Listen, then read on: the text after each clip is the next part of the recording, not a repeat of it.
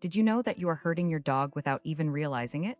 You think you're doing everything right, but some of the most common things you do every single day are quietly breaking your dog's trust and damaging their mental health in ways you can't see. And the worst part, most dog owners have no idea until the behavioral problems have already started.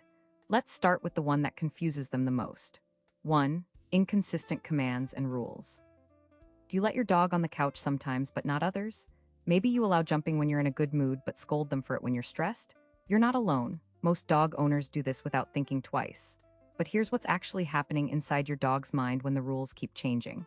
They're not being stubborn. They're genuinely confused. Dogs thrive on predictability and clear boundaries. When the same behavior gets rewarded one day and punished the next, their brain can't form a reliable pattern. A 2019 study published in Applied Animal Behavior Science found that dogs living in households with inconsistent rule enforcement showed significantly higher levels of cortisol and displayed more anxious behaviors like pacing, whining, and destructive chewing. That means every time you change the rules based on your mood, you're not just confusing them. You're making them feel unsafe in their own home. Over time, your dog stops trying to figure out what you want because nothing they do seems to work consistently. They become anxious, hypervigilant, or they just shut down completely. And here's the heartbreaking part. This usually looks like disobedience or stubbornness, so most owners double down on punishment, which only makes everything worse. Now, here's something most people don't consider. The confusion from inconsistent rules doesn't just affect training. It fundamentally changes how your dog sees you as a leader. And later in this video, I'm going to explain how your energy and reactions either build that trust or completely destroy it. But first, let's talk about something you probably do multiple times a day without realizing the damage. 2. Hugging them tightly. How many times have you wrapped your arms around your dog and squeezed them close because you love them so much? It feels natural, it feels like affection. But to your dog, it can feel like something entirely different. When you hug a dog, especially tightly or from above, you're doing something that goes against every instinct they have. In dog language, putting weight or pressure on another dog's body is a dominance move or a restraint tactic. It's not affection, it's control.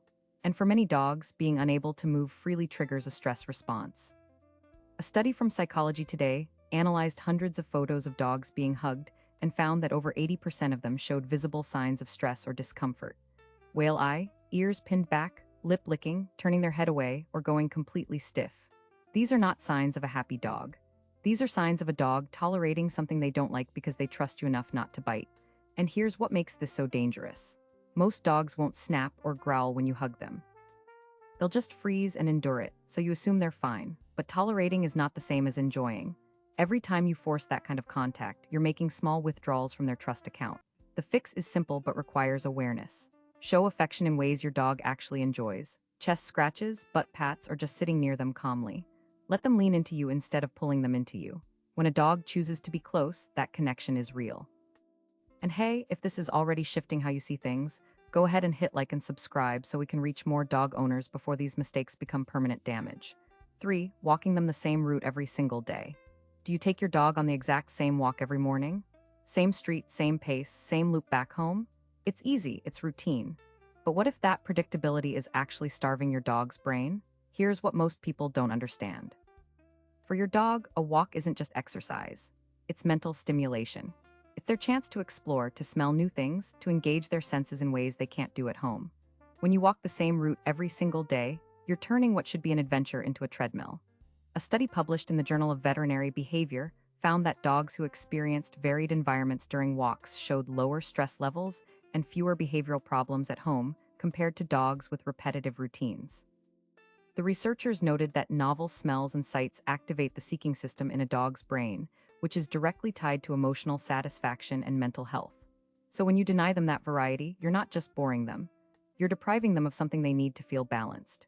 And when a dog doesn't get enough mental stimulation, that energy has to go somewhere. It comes out as destructive chewing, excessive barking, or hyperactivity that you then punish them for. But they were never misbehaving. They were understimulated. The solution doesn't require more time, it just requires intention. Change your route twice a week. Let them sniff longer at certain spots. Walk through a park instead of pavement. Even driving them to a new neighborhood once a week makes a massive difference. You'll notice a calmer, more satisfied dog almost immediately. 4. Leaving them alone for too long without preparation. Do you leave for work in the morning and come home 8 or 9 hours later to a dog that's destroyed the house or had an accident inside?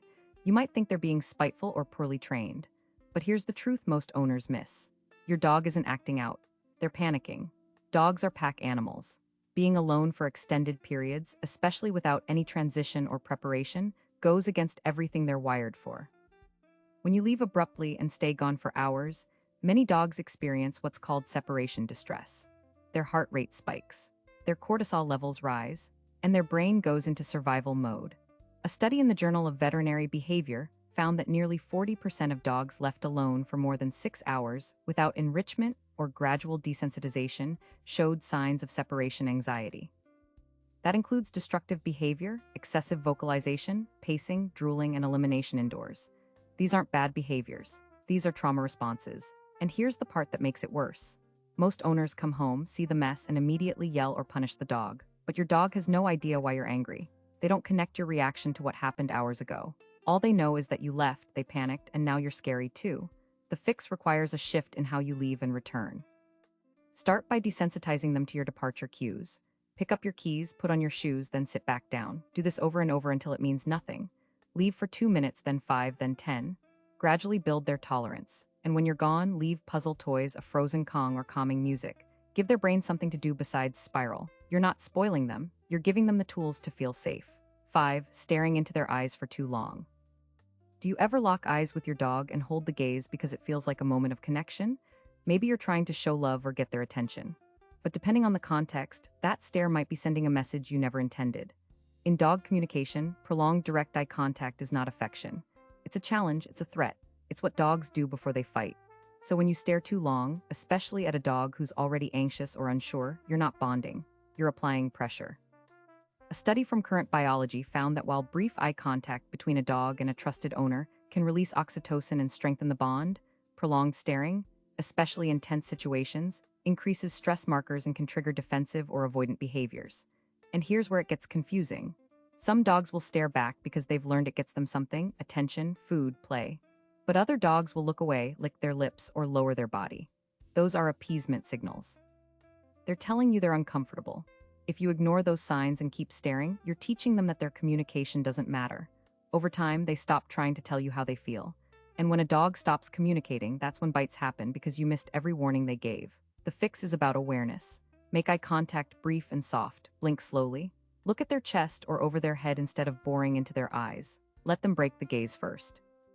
This small shift makes you feel safer and more trustworthy to your dog. 6. Punishing them after the fact. Have you ever come home to a chewed shoe or a puddle on the floor and immediately scolded your dog? Maybe you pointed at the mess, raised your voice, or dragged them over to show them what they did wrong. It feels justified. But here's the hard truth. Your dog has absolutely no idea what you're upset about. Dogs live in the present. They don't have the cognitive ability to connect your anger now to something they did hours or even minutes ago. When you punish after the fact, all they learn is that sometimes when you come home, you're scary. A study in the journal Animal Cognition tested this exact scenario. Researchers had owners scold dogs for messes the dogs didn't even make. The dogs still showed guilty body language, tucked tails, lowered heads, avoiding eye contact, even though they were innocent. That proves the so-called guilty look isn't guilt, it's fear. It's a reaction to your anger, not an understanding of what they did wrong. And every time you punish after the fact, you're eroding trust without teaching a single thing. The solution is timing. If you didn't catch them in the act, let it go. Clean it up and move on. Instead, focus on prevention and management. If they're chewing things, give them appropriate outlets. If they're having accidents, revisit house training basics or check for medical issues. Punishment doesn't teach, it just damages. 7. Not giving them a job or purpose. What if the reason your dog is anxious, destructive, or hyperactive has nothing to do with training and everything to do with the fact that they have nothing meaningful to do? You feed them, walk them, pet them. But here's what's missing. Purpose. Dogs were bred for thousands of years to work alongside humans. Herding, hunting, guarding, retrieving. Their brains are wired to solve problems and complete tasks. So when you bring them into a modern home where all they do is lie around and wait for you to come back, their mind has nowhere to go. A study from Applied Animal Behavior Science found that working breed dogs living in homes without any structured mental engagement showed significantly higher rates of anxiety, compulsive behaviors, and aggression compared to dogs given regular tasks or training challenges. This isn't about high energy. Even low-energy dogs need mental purpose. And this is the piece that ties everything together. When your dog doesn't have a job, all that energy turns inward.